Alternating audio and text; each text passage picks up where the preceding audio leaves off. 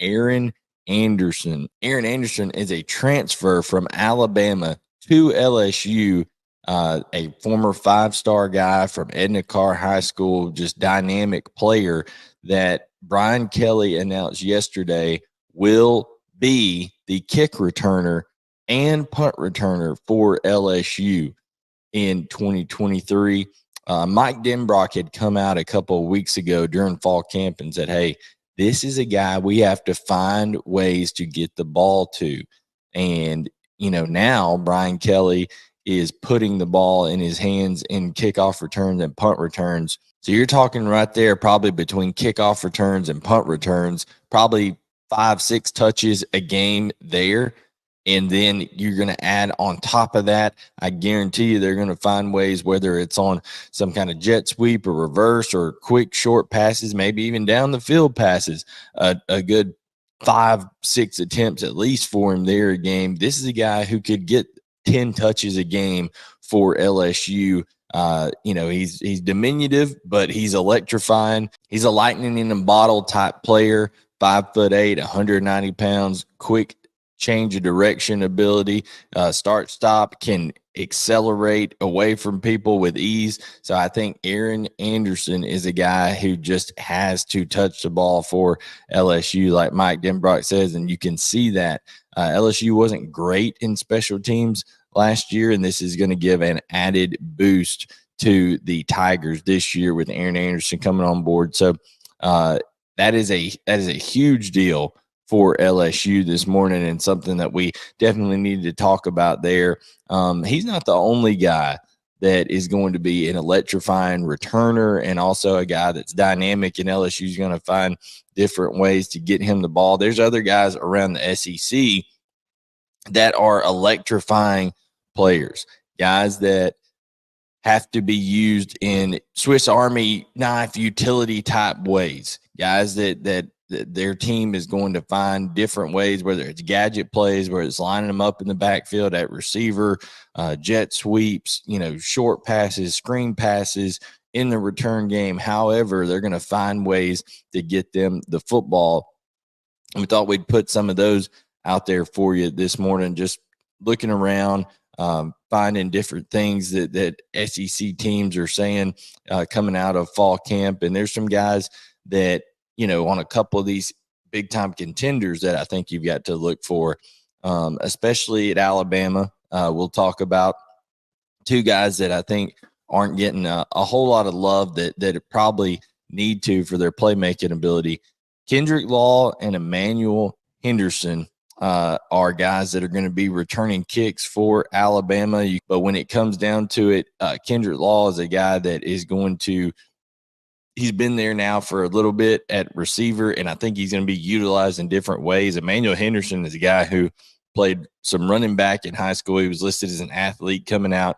He's going to return kicks for Alabama as well, and I think you could see him utilized in a variety of ways. They continue to hear really good things coming about him at fall camp there, that he makes plays and things of that nature. So look for those two guys to be used in a variety of ways for Alabama, staying inside the state of Alabama, and then moving over to the other side of the Iron Bowl.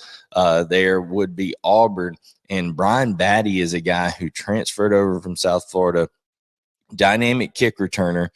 He's going to back up Jarquez Hunter at running back.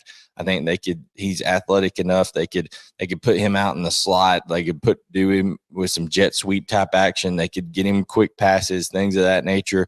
I think you're going to see Hugh Freeze be creative, as he always is, inside of his offensive design. But Brian Battie is a guy who is going to be dangerous at kick returner for Auburn. Brian Battie has over 1,400 yards returning to his credit in his career from his days at South Florida, has 3 returns for touchdowns to his credit as well. All those came in the 2021 season, average 24.2 yards per return during his career. So that's a weapon that Auburn is going to have at their disposal. And like I said, he's a guy, 5'8", 170, that can be used, a little bit of gadgetry here and there, running back, some slot receiver, some kick returner. So that is a weapon for Auburn. Anias Smith is another guy that came to mind. Jimbo Fisher at Texas A&M has talked endlessly about how much they love Anias Smith, not only on the field, but off the field, his leadership, things of that nature, that he just kind of leads by example. And he's a guy that everybody looks to and knows can make plays. He's a guy that we've seen throughout his career line up at different positions for Texas A&M. I think he's a guy that he can return punts and kicks. He's a guy who can line up at receiver. Of course, he can also play running back. They're very confident, especially with some of the youth that they have at running back. They're very confident being able to line him up and let him run the football a little bit. He didn't get as many carries over the last couple of years. Only got a total of 11 carries the last couple of years. But in 2020, in that COVID season, he got 49 rushing attempts on the year. So I think you'll see him probably get, closer to maybe 15, 20 carries at least this year. And then, of course, we know what kind of threat he is receiving the ball. He's a guy who can catch the screens. He can do different things like that. So I think Anias Smith is a guy that you have to look at as a dynamic player, a difference maker for Texas A&M. And like I said, with that youth at the running back position, I think he'll be used, whether it's throwing it to him out of the backfield or lining him up at running back and actually letting him run it. He can run it in between the tackles or outside the tackles from time to time as well. He's probably going to be the primary punt returner for Texas A&M. So another electrifying guy that I think needs to be looked at very closely. People aren't looking at that Texas A&M wide receiving core as a whole well enough, and I'll talk about that here in just a minute, because I think that it's one of the more underrated groups in the entire SEC. Everybody knows about Barion Brown. Barion Brown is an electrifying kick returner. He can be used on reverses, on jet sweeps. He can be used as a deep threat. I think Liam Cohen is having that toy at his disposal. Liam Cohen is going to be so excited to find ways to use Barion Brown this year. I think him, Devin Leary, that's just another target that Devin Leary has on top of Dane Key, on top of Tavian Robinson. But Barion Brown is dangerous each and every time he touches the football for Kentucky, and I think they're going to find as many ways possible to do that. Like I said, whether it's an end around or whether it's a short screen on the perimeter, as Cohen loves to get defenses going side to side and then gashing them up the middle with the run on that kind of outside zone to mid zone stuff right there with Ray Davis as he comes over from Vanderbilt, who, by the way, Vanderbilt in week 1 rushed for 1.5 yards per carry against Hawaii. That's an offensive line that Ray Davis ran behind last year and had over 1,000 yards rushing, primarily the same offensive line, which tells me, hey, Ray Davis was doing a lot of that work himself. And I think with a retooled offensive line there at Kentucky, Ray Davis could be in for a 1,500 type yard season over there, because I just don't think he was getting as much help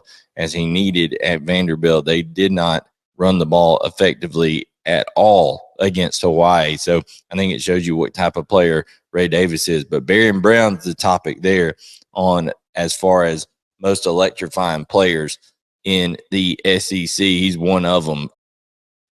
Speaking of Vanderbilt, we saw in week 0, Jaden McGowan is a guy who absolutely can turn a game on its head, whether it's kick return, deep threat, being a guy who can come into the backfield, run the ball on the perimeter, run some jet sweeps and reverses. He made a diving catch down the field.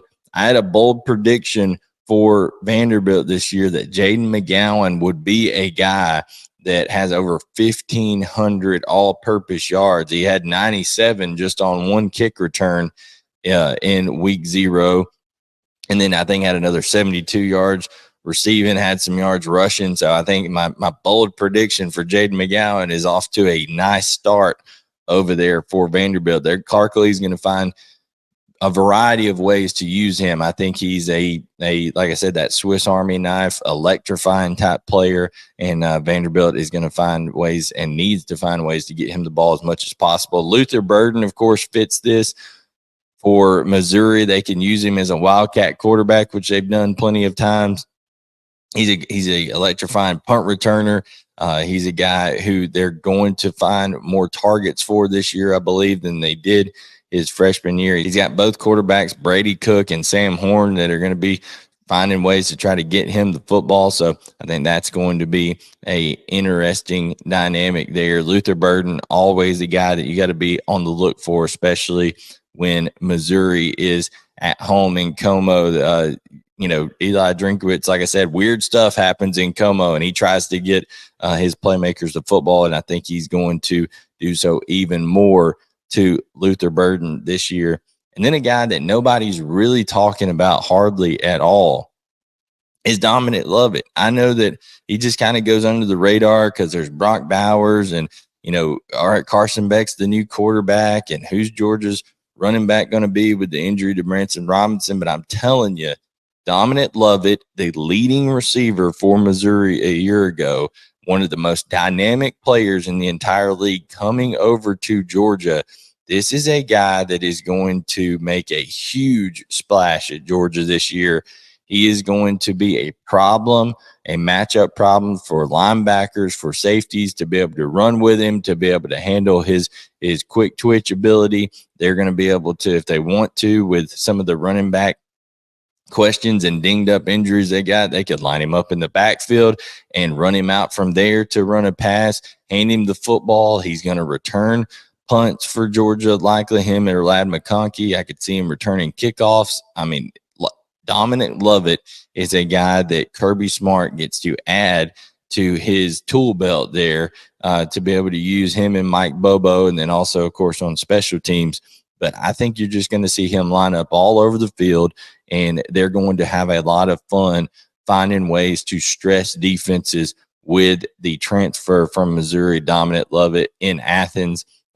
First 4 games early on may be a little bit vanilla, maybe not the South Carolina game, but I think you'll see later on in the season Georgia utilize Dominic Lovett heavily in a lot of different ways. So those are some of the guys that I thought we'd highlight. Also, Dylan Sampson from Tennessee. Don't want to move on without talking about him. He's a guy that I think before the year's over, you could see return kicks. He could be used a variety of ways by Tennessee. He's going to be electrifying at running back. But those are the guys that are kind of the Swiss Army knife type players in the SEC that I thought it was worth highlighting, because sometimes those type of guys don't get all the love that they need, but those guys are going to make a big difference on their team.